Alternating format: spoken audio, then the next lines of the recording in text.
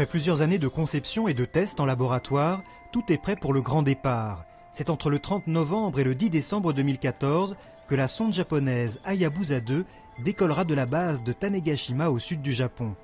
À son bord, Mascot, un atterrisseur développé par l'agence spatiale allemande en coopération avec le CNES. Tous deux partent à la découverte d'un astéroïde, et pas n'importe lequel. Il a été choisi par les scientifiques car il appartient à la catégorie des astéroïdes les plus primitifs de notre système solaire. Primitifs, ça veut dire qu'ils n'ont pas beaucoup évolué depuis qu'ils se sont formés, il y a 4,5 milliards d'années, quand tout le système solaire s'est formé. Et ça, c'est ce qui nous intéresse le plus si on veut étudier l'origine du système solaire. Hayabusa 2 arrivera à destination en 2018, après 3 ans et demi de voyage. Elle procédera alors au largage de l'atterrisseur Mascot. Pour larguer Mascot, on va descendre très très près, une centaine de mètres, sachant que l'astéroïde fait 900 mètres à peu près de diamètre. Donc on est certain de ne pas rater la cible. Mascot va s'approcher de sa cible à la vitesse de 5 cm par seconde. Les scientifiques ne connaissent pas exactement la consistance du sol que l'atterrisseur percutera, mais ils savent qu'il rebondira du fait de la faible attraction gravitationnelle exercée par l'astéroïde. Il va effectivement rebondir, peut-être plusieurs fois, et alors si par hasard il se pose sur la mauvaise face, il a la capacité de se retourner, avec un système de roues à inertie et de bras, donc il se retourne. Une fois correctement positionné, Mascot analysera la consistance et la composition chimique de l'astéroïde à l'aide de 4 instruments. Le principal, Microméga, a été mis au point par des chercheurs français.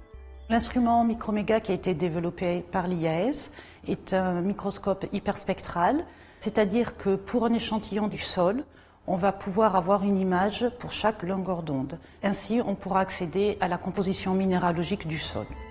Pour faire fonctionner ces instruments et mener à bien ces différentes missions, Mascot ne disposera que de quelques heures. L'autonomie restreinte de l'atterrisseur s'explique par son gabarit poids-plume. On a eu depuis le début une bagarre sur cette masse parce que les Japonais étaient très, très soucieux que l'atterrisseur ne grossisse pas. Et cet atterrisseur fait 10 kilos.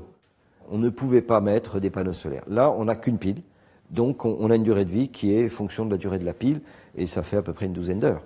Difficulté supplémentaire, pendant ces 12 heures de mission, Mascot ne restera pas en contact radio permanent avec la sonde Hayabusa 2.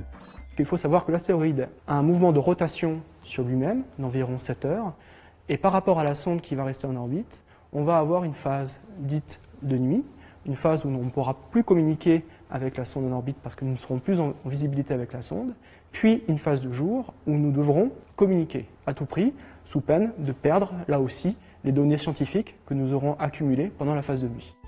Pour compléter ces données recueillies sur place, la sonde Hayabusa 2 ira se poser brièvement sur l'astéroïde pour en prélever quelques fragments.